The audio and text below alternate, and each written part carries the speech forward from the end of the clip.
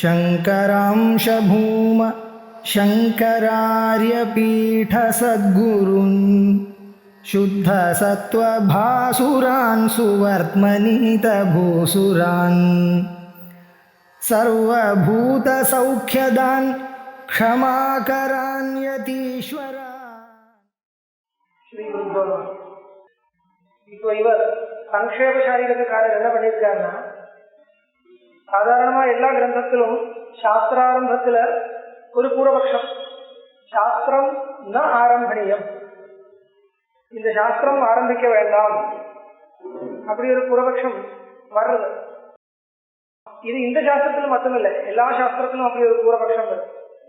ஏன்னா அது எதோட சம்பந்தப்பட்ட விஷயம்னா அனுபந்த சதுஷ்டயம் நிரூபிக்கிறது இல்லையா? அனுபந்த சதுஷ்டயம், அந்த அனுபந்த சதுஷ்டயம் இருந்தால் சாஸ்திரம் ஆரம்பிக்கணும். பிரேக்ஷாவதாம் பிரவருத்தியர்த்தம் அனுபந்த சதுஷ்டயம் நிரூபியது வரும் இல்லையா? பிரேக்ஷாவந்தः ந பிரயோஜனம் அனுத்திஷ்ய ந மந்தோபி பிரவர்த்தனைன்னு இருக்கு இல்லையா? இப்போ யோசிச்சு பண்ணக்கூடியவர் பிரேக்ஷாவான்னு சொல்லுவார். புத்திமான்கள் அப்படி இருக்கிறவா சும்மா பண்ண மாட்டான். அப்ப அந்த 4 விஷயங்கள் யோசிக்கணும். அப்ப கிரந்தம் எதுக்கு எழுதுறதுன்னா கிரந்தத்துல அத்தியதாக்களுக்கு பிரவೃತ್ತಿ வரணும். அதுக்காக அனுபந்த சதுஷ்டயம் நிரூபணம் பண்றது. இந்த அனுபந்த சதுஷ்டயத்தை நிரூபணம் பண்றதுன்னு சொன்னால், அனுபந்த சதுஷ்டயம் விஷயம் சந்தேகம் இல்லை, விஷயம் பிரயோஜனம் அதிகாரி சம்பந்தம், இதனாலும் அனுபந்த சதுஷ்டயம் சொல்லுது. இப்ப பூர்வ மீமாம்சையும் உத்தர மீமாம்சையும் ஒரே சாஸ்திரமா வேற வேற சாஸ்திரமா அப்படி ஒரு கலகம் இருக்கு. விசிஷ்டாத்வைத சம்பிரதாயத்துல பூர்வ மீமாம்சையும் உத்தர மீமாம்சையும் சேர்ந்து ஒரே சாஸ்திரம், அத்வைத சம்பிரதாயத்துல வந்த வேற வேற சாஸ்திரம். இப்ப வேற சாஸ்திரமா ஒரே சாஸ்திரமானு கேட்டா அது எப்படி நிரூபணம் பண்றது? இந்த விஷயம் ஏற்கனவே சொன்னேன். அனுபந்த சதுஷ்டயம் வித்தியாசமா இருந்தால் சாஸ்திரம் வேற. அந்தந்த சாஸ்திரத்துக்கு தனி அனுபந்தம் இருக்கும். ஒரு சாஸ்திரத்துக்கு ஒரு அனுபந்தம், ஒரே சாஸ்திரத்துக்கு தனி அனுபந்தங்கள் வேற இருக்கு. அதிகாரி மாறுறது, பிரயோஜனம் மாறுறது, அப்படிலாம் இருக்கு இல்லையா? அப்ப அந்தந்த அதிகாரிகளே வச்சுண்டு அந்தந்த சாஸ்திரங்கள் பிரவர்த்திக்கிறதுன்னு சொல்லணும். அப்படி சொல்லும் பொழுது இப்ப இந்த அதிகாரியானவன் இந்த கிரந்தத்துல தனக்கு அதிகாரம் இருக்கு, இந்த கிரந்தத்தை அத்தியனம் பண்றதுக்கு எனக்கு சாமர்த்தியம் இருக்கு, நான் அதுக்கு யோகியனா இருக்குன்னு முடிவு பண்றான். அதுக்கப்புறம் இந்த கிரந்தத்தினால படிச்சதுனால அடைய வேண்டிய பிரயோஜனம், அந்த பிரயோஜனம் எனக்கு இஷ்டமா இருக்கு, அது எனக்கு பிரயோஜனமா தோன்றது, அது எனக்கு பிரயோஜனமாகவே தோன்றது இல்லைன்னா எதுக்காக போகணும்? அதனால அந்த பிரயோஜனம்னா எனக்கு பிரயோஜனம், எனக்கு கிடைக்க வேண்டியதான். நான் எதை நினைக்கிறதோ அதுதான் எனக்கு பிரயோஜனம் அவருக்கு கோமனா ஒண்ணு கிடையாது. எது ஞாபகம் சத சுவருத்திதையா இஷ்யதே சத் பிரயோஜனம் வேதாந்த பாஷ்யம். எது ஞாபகம் சத சுவருத்திதையா இஷ்யதே, எது தெரிஞ்சால் அப்பேற்பட்டது அது எனக்கு வேணும் என்ற ஒரு விருப்பம், ஒரு ஆசை வர்றதோ அதுதான் பிரயோஜனம். மோட்சம் என்ற ஒண்ணு இருக்கு அப்படின்னா எனக்கு வேணும், எனக்கு அந்த மோட்சம் கிடைக்கணும் என்ற சம்சார நிவர்த்தி என்ற ஒரு பலம் இருக்கு. அப்படி இருந்தால் அந்த பலம் எனக்கு வரட்டும் அப்படி யாருக்கு தோன்றதோ அவருக்கு தான் அது பிரயோஜனம், இன்னொருத்தருக்கு அது பிரயோஜனம் இல்லை. அதனால இதெல்லாம் காமன் இல்லை. பிரயோஜனம் தான் காமனா ஒரு பிரயோஜனம் அப்படிங்கிறது, காமனா ஒரு அதிகாரி கிடையாது, எல்லாம் தனித்தனி இண்டிவிஜுவல். அதனால ஞாபகம் சத சுவருத்திதையா இஷ்யதே சத் பிரயோஜனம் இப்படி வருது இல்லையா? இப்ப இந்த அனுபந்த சதுஷ்டயம் கிரந்தத்துல ஆரம்பத்துல நிரூபணம் பண்ற வழக்கம். அதுல முக்கியமா 2 தான், விஷயம் பிரயோஜனம். அதிகாரி எல்லாம் அப்புறம் பார்த்துக்கலாம், விஷயம் பிரயோஜனம் தான் முக்கியம். அப்போ இந்த கிரந்தாரம்பத்துல பூர்வபக்ஷம் பண்றவா ஆச்சாரியால் எல்லாம் என்ன பண்ணுவா, விஷய பிரயோஜனையோ அபாவாதிகம் சாஸ்திரம் தான் ஆரம்பணியம் அப்படி பூர்வபக்ஷம் வச்சிடுவோம். பாமதி எல்லாம் பார்த்தா அப்படிதான். பாமதியில் ஆரம்பத்துல அந்த பூர்வபக்ஷம் கொண்டு வந்திருக்கு. விஷய பிரயோஜனையோ அபாவா, இந்த சாஸ்திரத்துல பிரதிபாதனம் பண்ணக்கூடிய பிரதிபாத்தியமான அந்த விஷயம் இருக்கே அதே சரியா இல்லை. அந்த விஷயம் சரியா இல்லை. இப்படியே அப்பேற்பட்ட ஒரு விஷயம் இருக்க முடியாது. இருந்தாலும் அந்த விஷயத்தை நிரூபணம் பண்றதுனால பிரயோஜனம் இல்லை. அதனால அந்த சாஸ்திரம் ஆரம்பிக்கிறதே வியர்த்தம். அப்படியெல்லாம் இருக்கும். அதுவும் இருக்கும். இந்த விஷயம் ஏற்கனவே மற்ற பல கிரந்தத்துல வந்த விஷயம் புதுசா ஒரு கிரந்தம் பண்றது வியர்த்தம். பகுஷு அநேகேஷு கிரந்தேஷு சத்ருத்திவனேன சர்வித தர்வனேன அப்படிலாம் கேட்கும். என்ன அபிப்பிராயம்?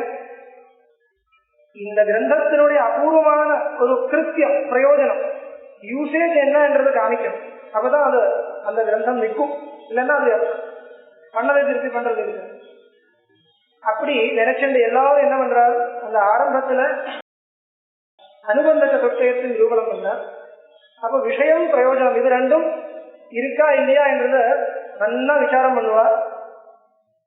முதல் அதுக்கு அந்த என்ன சொல்றது, அலங்கிருத்த சிரச்சேதான் சொல்றது இல்லையா, அலங்கிருத்த சிரச்சேதா என்ற நியாயத்தினால முதல் இந்த பிரயோஜனம் கிடையவே கிடையாது என்றத எப்படியெல்லாம் பிரயோஜனமோ விஷயமும் வரலாமோ அதெல்லாம் யோசிச்சு கிடையாதுன்னு சொல்லி நல்லா பூர்வபக்ஷம் பண்ணி அதுக்கப்புறம் சித்தாந்தம் பண்ற சம்பிரதாயம் இருக்கு. இப்ப இவர் என்ன பண்றார், அந்த சதுசூத்திரி வரைக்கும் இருக்கிற பூர்வபக்ஷங்கள் எல்லாம் கொண்டு வந்து அதெல்லாம் இங்க ஆரம்பத்துல சேர்த்து அந்த பூர்வபக்ஷத்துல சேர்த்து அந்த பூர்வபக்ஷத்தை நல்லா பலப்படுத்துறார். அப்படின்னா முதல் பாருங்க, நம்ம பகவத்பாத பாஷ்யத்துல யுஷ்மதஸ்வம் பிரத்யேகோச்சரயோகம் ஆரம்பிச்ச நிச்சயேதி பவிதும் யுக்தம் ததாவின்னு ஆரம்பிக்கிறது. அந்த நிச்சயேதி பவிதும் யுக்தம் என்ற வரைக்கும் இருக்கிற கிரந்தம் பூர்வபக்ஷ கிரந்தம் சொல்றது. சாஸ்திராரம்பத்துல பூர்வபக்ஷம். என்ன பூர்வபக்ஷம்? நிச்சயேதி பவிதும் யுக்தம் தான் என்ன அர்த்தம்? நீங்க எனக்கு சாதாரணமா நினைக்கிற மாதிரி இல்லை. அத்தியாசம் நிச்சயேதி பவிதும் யுக்தம் அது பூர்வபக்ஷம். தெரியுமா? அத்தியாசோ இது கேட்டா பல பேர் சந்தேகப்படுவா. அத்தியாசம் நிச்சயம் என்ற சித்தாந்தம் தானே, அத்தியாசம் நிச்சயம் என்று நம்மளோட சித்தாந்தம் தானே, அது எப்படி பூர்வபக்ஷமா வரும்? அதுக்காக பாமதிகாரர் சொல்லுவார், மித்யா சப்தா அபன்னவவதன பரிகிருஷ்யதே ந அனிர்வச்சனீயதா. இந்த பாஷ்யத்துல மித்யா சப்தத்துக்கு அபன்னவம் அர்த்தம், அனிர்வச்சனீயம் அந்த வித்தியாசம் இல்லை. அத்தியாசம் நிச்சயம் அனிர்வச்சனீயம் இல்லை. அத்தியாசம் மித்யா சொல்லும்போது அத்தியாசம் வரவே முடியாதுன்னு அர்த்தம். ஆத்மானாத்மனோகோ அத்தியாசோ நிச்சயத்து பவிதும் யுக்தம் என்றது பூர்வபக்ஷம் பண்றார். யார? பகவத்பாதர். என்ன அபிப்பிராயம்? அத்தியாசம் வர்றதுக்கு எந்த விதமான உபபத்தியும் கிடையாது. ஆத்மாவுக்கும் அனாத்மாவுக்கும் அத்தியாசம் வர்றதுக்கு வர்றதுக்கு சான்ஸே இல்லைன்னு சொல்றது இல்லையா, வர்றதுக்கு சான்ஸே இல்லை. அதனால என்ன, அத்தியாசத்தை வச்சுட்டு தானே உங்க சாஸ்திரம் நிக்கிறது. நிக்கிறதுதான் அந்த அத்தியாசத்தை வச்சுட்டு தான் நிக்கிறது. இந்த அத்தியாசம் என்றது வரவே முடியாதனால் இந்த சாஸ்திரம் நிற்காது. ஏன் நிற்காது? இந்த சாஸ்திரத்தினுடைய விஷயம் என்ன? ஜீவ பிரம்ம ஐக்கியம். அது எப்படி வரும்? ஜீவன் வேற விதமா இருக்கு, பிரம்மம் வேற விதமா இருக்கு. அதுக்கு ஐக்கியம் எப்படி வரும்னு கேட்டா உடனே உங்களுக்கு என்ன பதில் இருக்கு? ஐக்கியம் வர்றதுக்கு வர முடியும். ஏன்னா நீங்க சொல்ற விருத்த தர்மங்கள் எல்லாம் மிச்சை. அதனால ஐக்கியம் சொல்றதுன்னு சொன்னா அதுல எந்த விதமான தப்பும் கிடையாதுன்னு சொல்லணும். புரியுது இல்லையா? அத்தியாச ஆத்மானாத்மனோஹோ அத்தியாசம் அனிரூபிய அத்வைத வேதாந்த சாஸ்திரம் பிரதிபாதேதும் நசக்கியதே. இப்படி அத்வைத வேதாந்த சாஸ்திரத்தினுடைய விஷயம் என்ன? ஜீவ பிரம்ம ஐக்கியம். உடனே அந்த விஷயத்தை தடுத்துருவா. அப்போஸ் பண்றவா என்ன கேட்பான்? ஜீவ பிரம்ம ஐக்கியம் எப்படி வரும்? ஜீவஹா கர்த்தத்வாதி விசிஷ்டா, ஈஸ்வரஹா அந்யாதிஷா. அது ஈஸ்வரன் வேற விதமா இருக்கு, ஜீவன் வேற விதமா இருக்கு.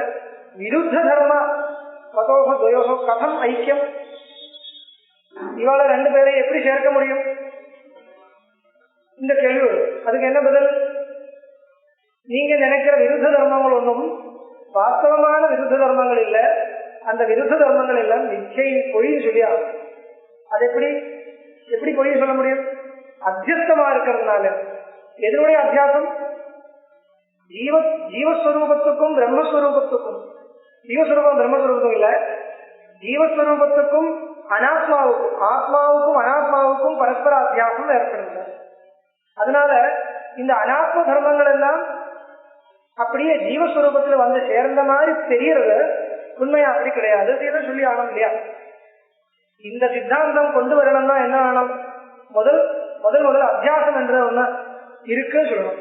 அதுக்காக தான் அத்தியாசம் பாஷ்யம் பண்ணியிருக்கோம். அப்போ இந்த அத்தியாசம் என்றது நடக்கிறதுன்னு ஒரு வியாபகாரிகமா சொல்லணும். அறவார்த்திகமா அத்தியாசம் இருக்குன்னு அபிப்பிராயம் இல்லை.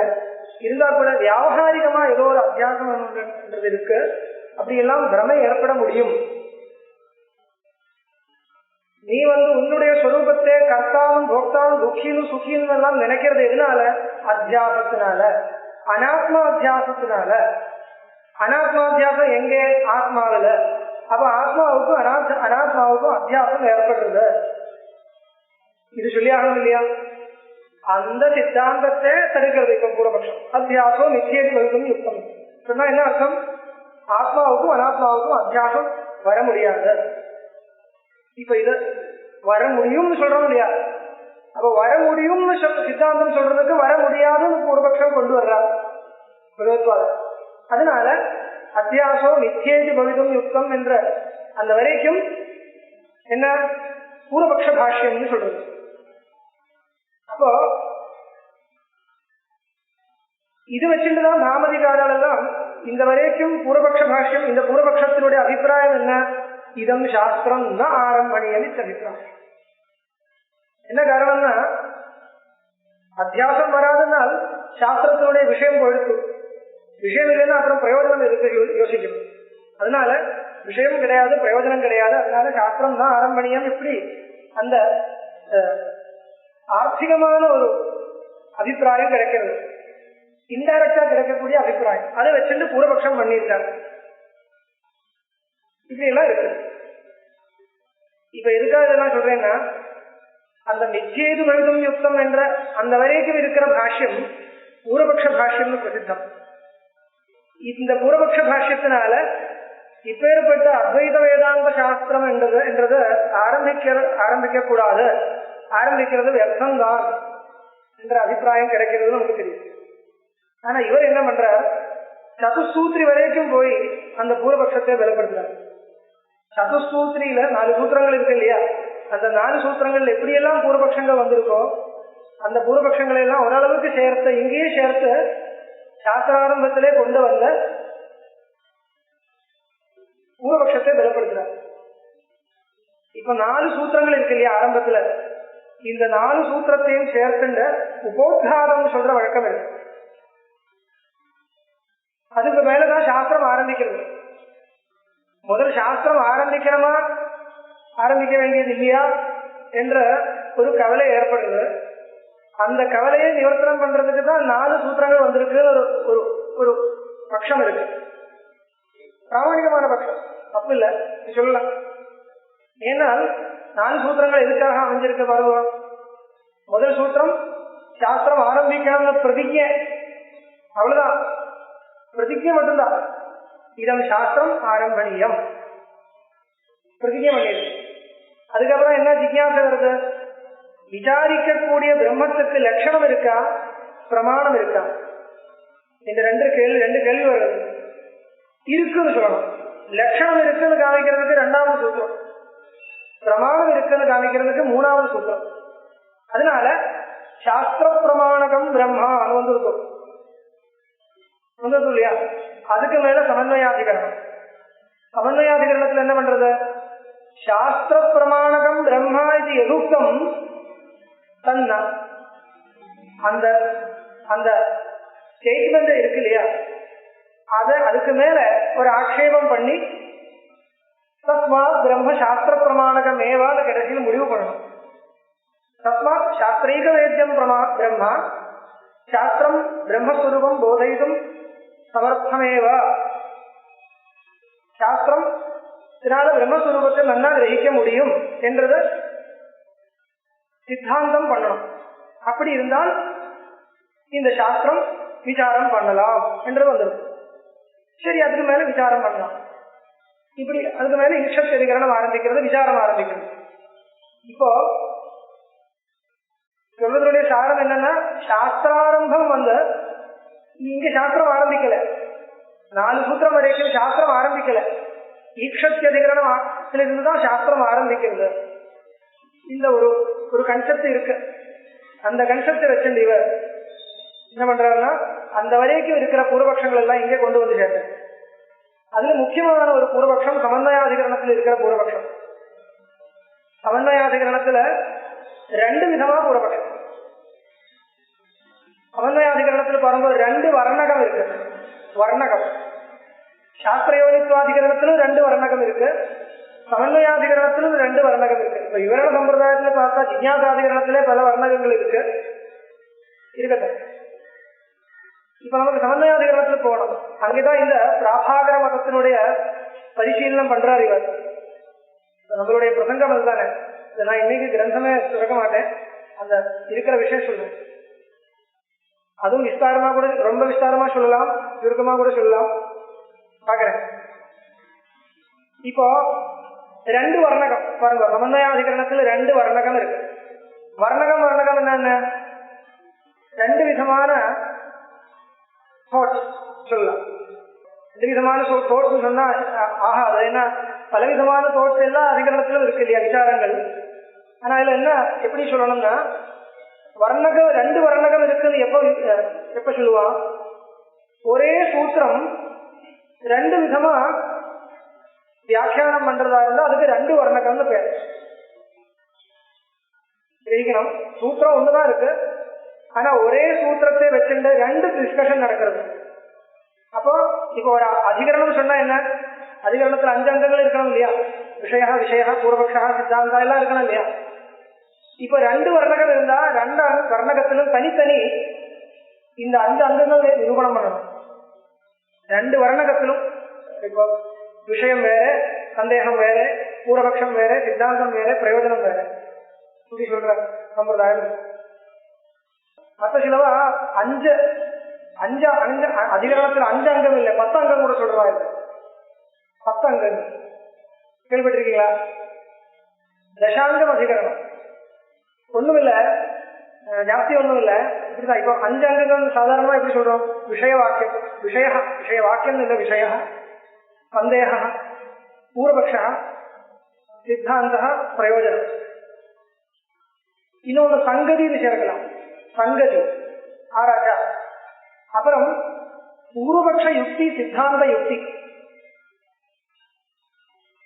பூர்வபக்ஷ யுக்தி சித்தாந்த யுக்தி அப்படின்னா பூர்வபக்ஷத்துல ஒரு லாஜிக் இருக்கணும். நிர்யுக்திகம், நிர்யுக்திகம்னா அது பூர்வபக்ஷம் ஆகாது. வியர்த்தமான கேள்விக்கு பதில் கொடுக்க வேண்டியதே இல்லை. வியர்த்தமான கேள்வி கேட்டா என்ன வரும், அதுக்கு நிகிரகஸ்தானம் பேர், இருந்து போக வேண்டியதும். வியர்த்தமான கேள்வி கேட்கணும், அந்த கேள்விக்கு ஒரு லாஜிக் இருக்கணும். பூர்வபக்ஷ யுக்தி சித்தாந்த யுக்தி எட்டுதானே அது. விஷயம், சந்தேகம், பூர்வபக்ஷம், சித்தாந்தம், பிரயோஜனம், சங்கதி, பூர்வபக்ஷ யுக்தி, சித்தாந்த யுக்தி. இன்னொன்னு நிர்ணயம் ஒண்ணு வருது, இன்னொன்னு வரணுமே, 10 இருக்கு, இன்னொன்னு இருக்கு, ஏதோ போயிடுது. அது ஸ்லோகம் இல்லைன்னு நினைக்கிறேன், ஸ்லோகம் இருந்தா ஞாபகம் வச்சுக்க முடியும். நிர்ணயம், நிர்ணயம் என்ன தெரியுமா, இப்போ இந்த வாத விவாதம் நடக்கும் பொழுது அதுல ஒரு சித்தாந்தம் இருக்கணும். சித்தாந்தத்துக்கும் நிர்ணயத்துக்கும் என்ன வித்தியாசம், சித்தாந்தத்துக்கும் நிர்ணயத்துக்கும் என்ன வித்தியாசம்னா, சித்தாந்தம் இந்த 2 பட்சம் இருக்கும் இல்லையா, டிபேட் நடக்கும்போது 2 பட்சம் இருக்கணும், இந்த பட்சம் இந்த பட்சம். அதுல இவாளுக்கும் அவருடைய சித்தாந்தம் இருக்கு, இவாளுக்கும் அவருடைய சித்தாந்தம் இருக்கு இல்லையா. சித்தாந்தம் தனித்தனி 2 பேருக்கும் இருக்கு. இவா அவளுடைய சித்தாந்தத்தில் நின்றுட்டு தானே நமக்கு மேல ஒரு பூர்வபக்ஷம் பண்ணும் பொழுது அதுக்கு ஆப்போசிட்டா அவளுக்கு ஒரு சித்தாந்தம் இருக்கு இல்லையா, சித்தாந்தம் இருக்கு. அப்ப நான் என்னுடைய சித்தாந்தம் சொல்றதுனால அது நிர்ணயம் ஆச்சுன்னு சொல்ல முடியாது. நான் என்னுடைய சித்தாந்தத்தை சொல்றேன், அவ்வளவுதான். என்னுடைய சித்தாந்தத்தை நான் சொல்றேன். உங்களுடைய பட்சத்தை எதிர்த்து என்னுடைய சித்தாந்தத்தை நான் சொல்றேன். அதோட நிர்ணயம் ஆச்சு என்று சொல்ல முடியாது. நிர்ணயம் யாரு பண்ணுவா? மத்தியஸ்தன் பண்ணுவான். மத்தியஸ்தான் இருக்கு இல்லையா நடுவுல, அவர் தான் இதெல்லாம் பார்த்து நிர்ணயம் பண்ண. ஜட்ஜு சொல்றது அம்பையர் சொல்றதோட, ஆமா அவர் தான் நிர்ணயம் சொல்ல முடியும். அவரால் தான், அவர் சொல்றதுதான் நிர்ணயம். அதனால நிர்ணயம் சொல்லுவோம். ஏதோ ஒண்ணு போயிடுது, சரி பார்க்கலாம்.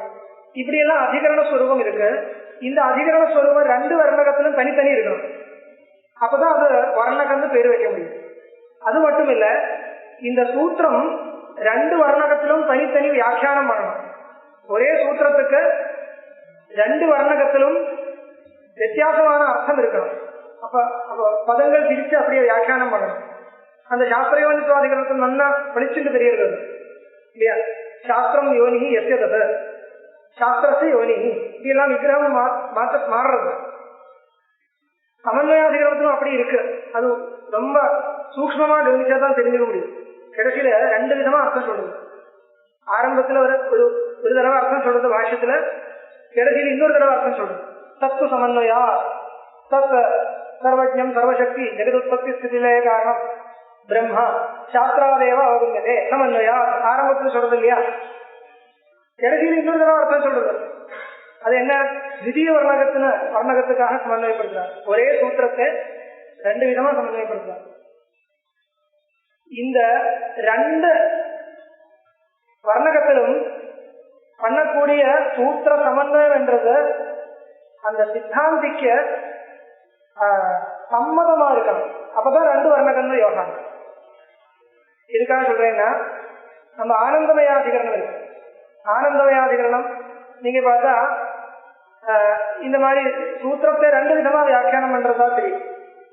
நீங்க பாத்துருக்கீங்களா தெரியாது எனக்கு. சூத்திரம் விற்த்திகார மதத்தை வச்சுட்டு ஒரு தடவை வியாக்கியானம் பண்றது, அதுக்கப்புறம் இதம் பிகவக்கவியம் ஆரம்பிச்ச சுபக்ஷத்துல வியாக்கியானம் பண்றது. சுபக்ஷத்துல பூர்ணமா பகவத்பாதம் வியாக்கியானம் பண்ணல, 3 சூத்திரம் வியாக்கியானம் பண்ணி இதராணி சூத்திராணி சுயமேவ யோஜனையானின்னு முடிச்சிருக்காங்க. வியாக்கியாதாக்கள் எல்லாம் வியாக்கியானம் பண்ணுவாங்க. இதுல 2 வர்ணகம் சொல்ல முடியாது. ஏன்னா அந்த விற்த்திகாரருடைய மதத்தில் இருக்கிற சமன்வயம் சித்தாந்திக்கு சம்மதம் இல்லை. அது ஒரு பேச்சுக்காக சொல்றாரு, அவ்வளவுதான். கண்டனத்துக்காக ஒரு பூர்வபட்சமா தான் இருக்குது. ஏன்னா இதன் பிக வக்தவியம் ஆரம்பிச்சுதான் சித்தாந்தம் வருது. அதனால ஆரம்பத்தில் இருக்கிறது அந்த விற்த்திகார மதத்துல தகுந்த மாதிரி சூத்திரத்துக்கு அர்த்தவர்ணம் பண்ணாலும் அது சித்தாந்திக்கு உண்மையா சம்மதம் இல்லை. அதனால அங்க 2 வர்ணகம் விவகாரம். சில பேர் விவகாரம் பண்ணுவான், ஆனா அது சரி இல்லைன்னு தோன்றது. இப்படி எல்லாம் இருக்கு 2 வர்ணகம். இப்ப சமன்வயாதிகரணத்துல என்ன? அங்கே வரலாம். சமன்வயாதிகரணத்தில் பார்த்தால் 2 வர்ணகம் இருக்கு. நான் ஏற்கனவே சொன்னேன், சமன்வயாதிகரணம் எதுக்காக ஆரம்பிக்கிறது? சாஸ்திரயோனித்வாதிகரணத்துல சொன்ன சித்தாந்தத்தை ஆக்ஷேபம் பண்றதுக்காக ஆரம்பிக்கிறது. இது எப்படி ஆக்ஷேபம் பண்றதுன்னு கேட்டால், நீங்க ஜஸ்ட் அந்த பாஷ்யம் உபரிப்ளவமா படிச்சா பெரிய ஒரு வித்தியாசம் தெரிஞ்சுக்க முடியாது.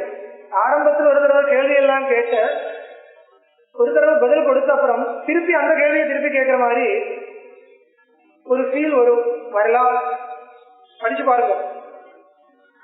இதுல எல்லாம் ஆரம்பத்துல எல்லா கேள்வியும் கொண்டு வந்து கொடுத்திருக்கா, அது ஒரு தடவை பதில் கொடுக்கறது, அதுக்கப்புறம் இன்னும் கொஞ்சம் விஸ்தாரமா சொல்றது மாதிரி இருக்கு. அவ்வளவுதான். என்ன வித்தியாசம் இருக்கு? கேள்வி வரலாம்.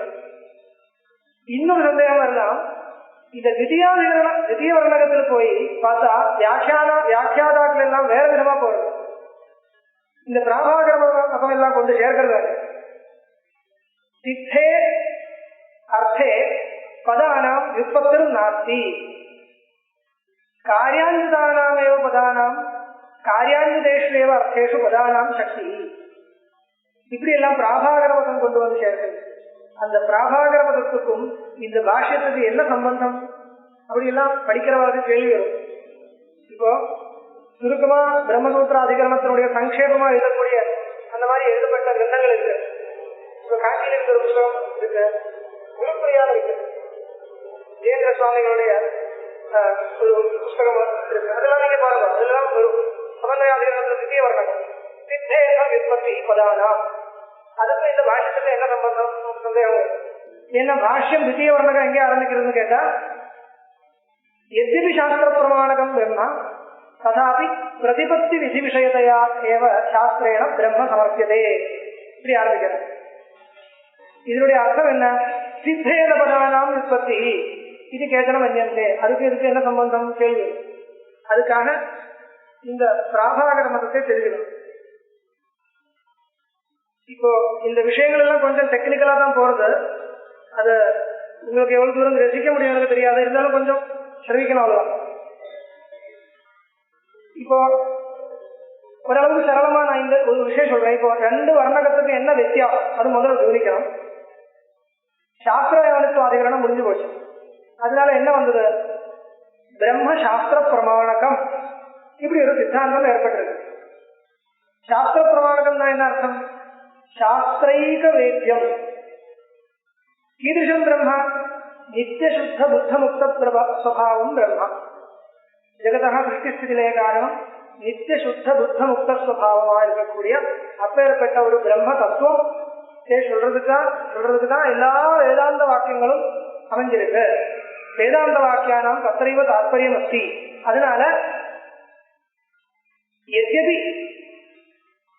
பிரம்மத்தை தெரிவிக்கிறதுக்காக பிரமாணாந்திரம் கிடையாது, மற்ற பிரமாணங்கள் இல்ல. இருந்தாலும் சாஸ்திரம் வேதாந்த வாக்கியானிக்கு வசந்தே ஏவா வேதாந்த வாக்கியை பிரம்ம அவகந்தும் சக்கியது. இது அதனால பிரமாணம் இருக்கு. லட்சண பிரமாணாத்தியம் வஸ்து சித்தி. முதல் லட்சணம் வேணும், அதுக்கப்புறம் தான் பிரமாணம் கேட்கணும். லட்சணம் எதுக்குன்னு அப்பேற்பட்ட ஒரு வஸ்து பிரமாண ஜிக்யாச வரணும்னா முதல் லட்சணம் தெரிஞ்சாதான் பிரமாண ஜிக்யாச வரும். லட்சணமே தெரியாதுன்னா பிரமாண ஜிக்யாசை வராது. உங்களுக்கு தெரியாத ஏதோ ஒரு வஸ்துவை பத்தி நான் சொல்றேன் சொன்னா அது என்ன வஸ்து அதானே முதல் கேள்வி வரும். என்ன அது?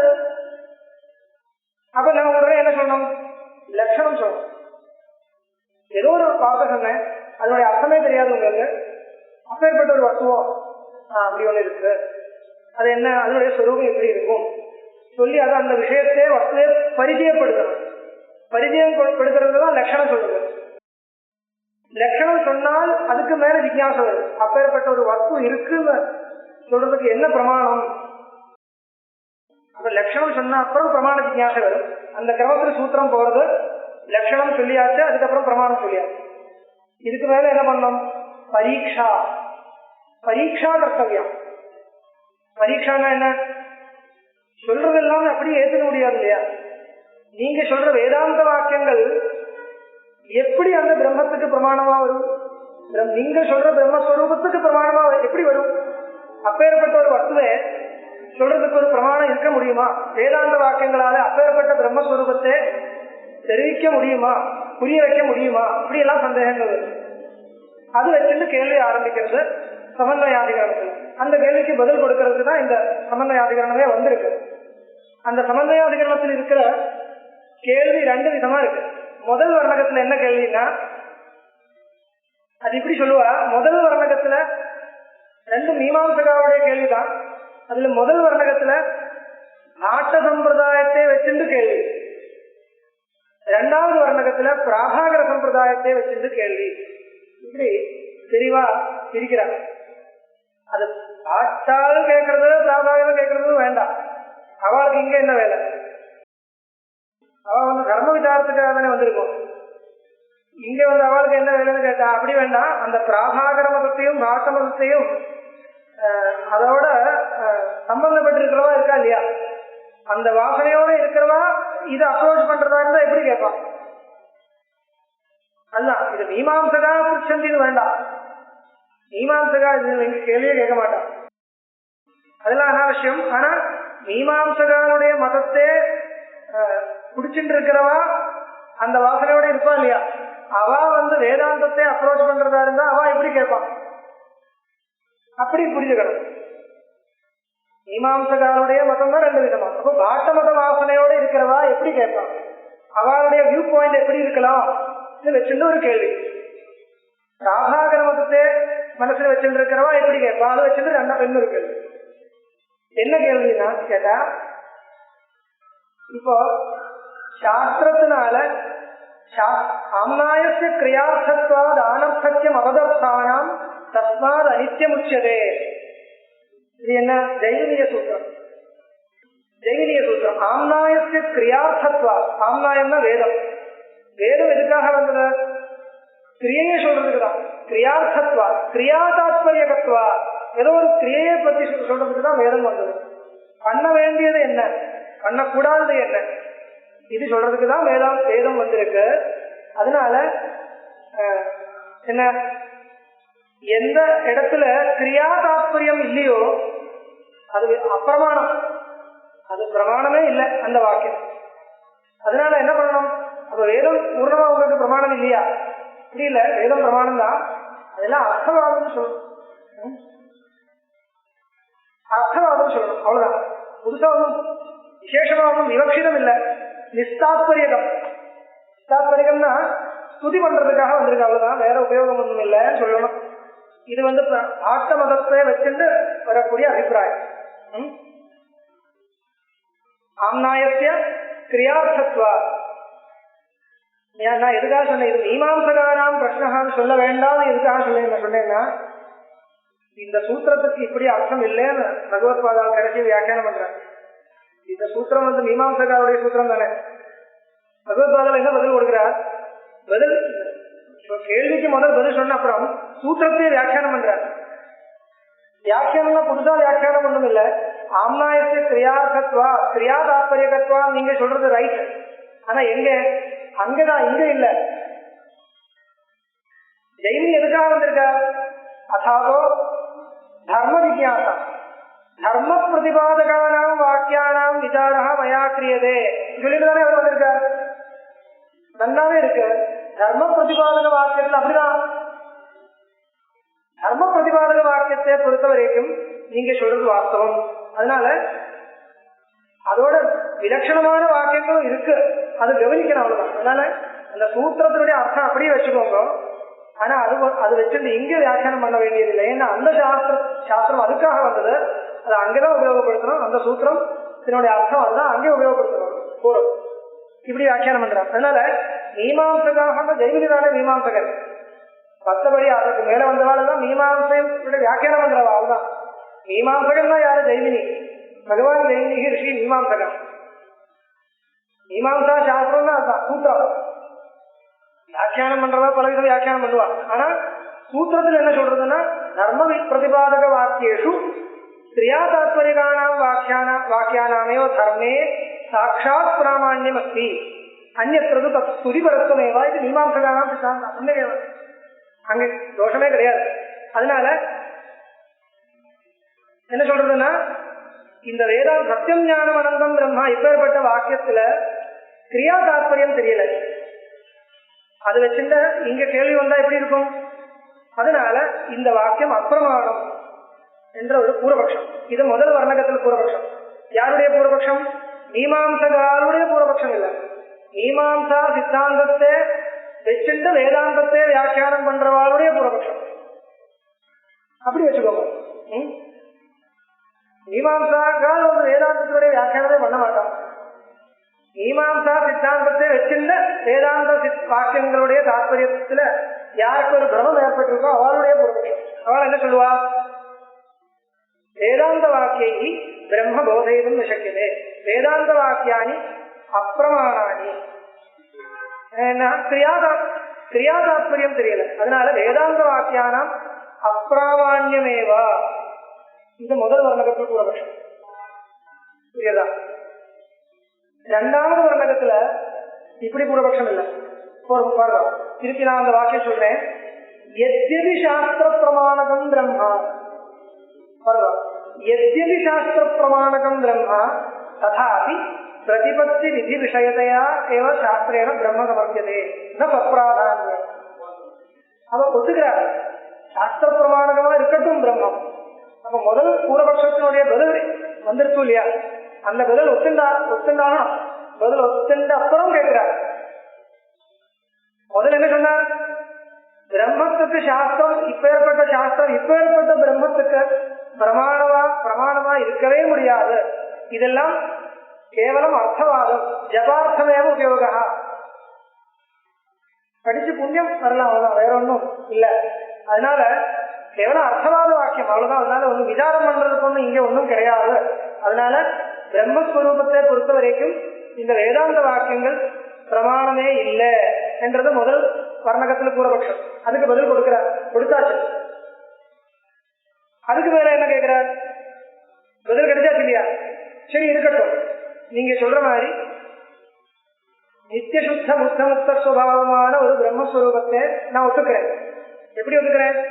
சாஸ்திரத்திலிருந்து தெரியறது. பதில் கிடைச்சாச்சு இல்லையா? பதிலெல்லாம் வந்திருக்கும். அதனால சாஸ்திரத்திலிருந்து அப்படி தெரியறதுனால நான் ஒத்துக்கிறேன். அப்பேற்பட்ட ஒரு பிரம்மஸ்வரூபத்தை சாஸ்திரத்திலிருந்து சாஸ்திரம் பிரதிபாதனம் பண்ற மாதிரி தெரியறது. ஆனால் எதுக்காக பிரதிபாதனம் பண்றதுன்னு கேட்டால், பிரதிபத்தி விதி விஷயத்தையா, அது தெரிஞ்ச அப்புறம் ஏதாவது பண்ண வேண்டியதா இருக்கு, அதுக்காக பிரதிபாதனம் பண்றது. ஏன்னா அப்படின்னா வேதத்துல சித்தவஸ்து பிரதிபாதனம் பண்ணவே முடியாதுன்றது இல்லை.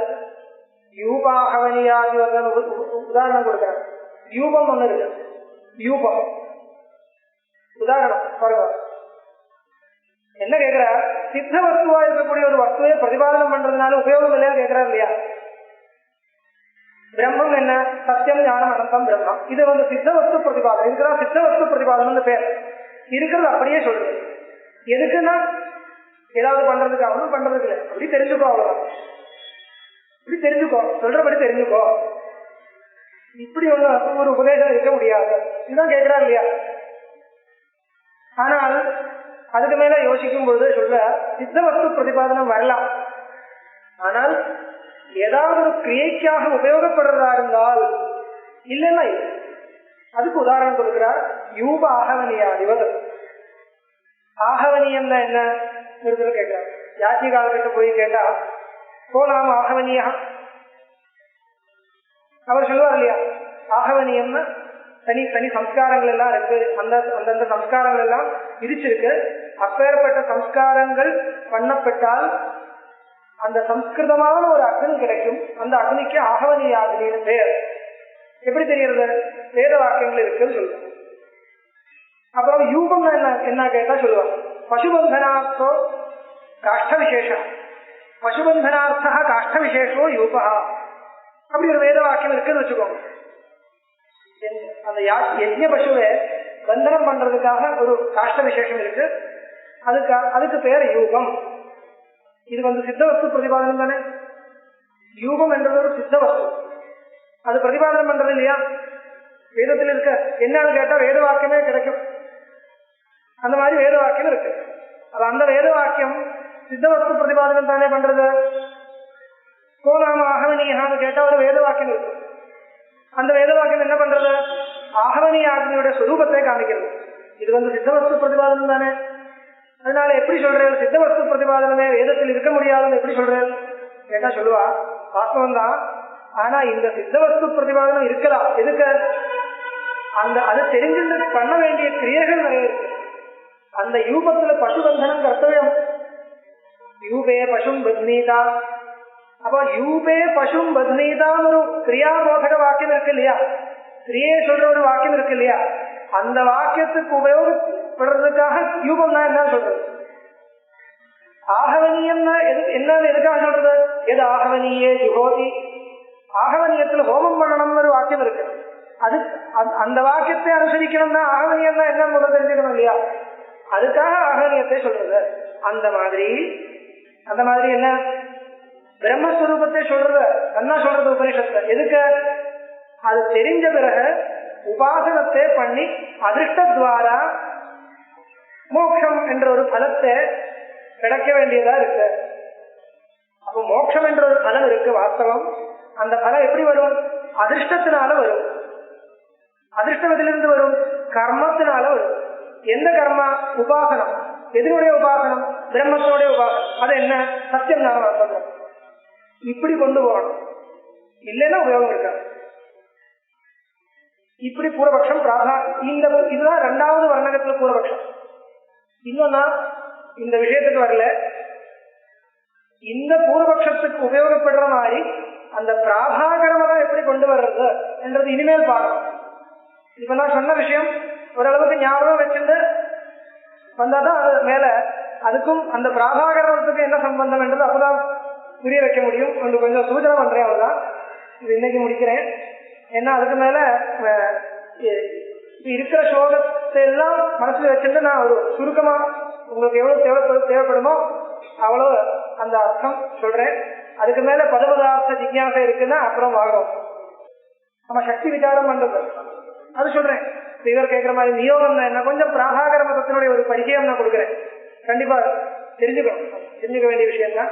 அந்த பிராபாகர சம்பிரதாயம் எல்லாம் போயிடுச்சு. யாரும் வாக்கியார்த்தம் பண்றதும் இல்லை. நம்ம வாக்கியார்த்தத்திலும் பார்த்தா பிராபாகர மதம் கிடையாது. எல்லாம் பாட்ட மீமாசை தான் நாங்கள் எல்லாம் சொல்லிட்டு இருக்கோம். அதுல பிராபாகர மதம் போயிடுச்சு மாதிரி இருக்கு. பண்டிதாக நவஜந்தி. அதனால அது சூக்ஷ்மமா ஒரு அளவுக்கு தெரிஞ்சுக்கணும். கொஞ்சம் சொல்றேன்.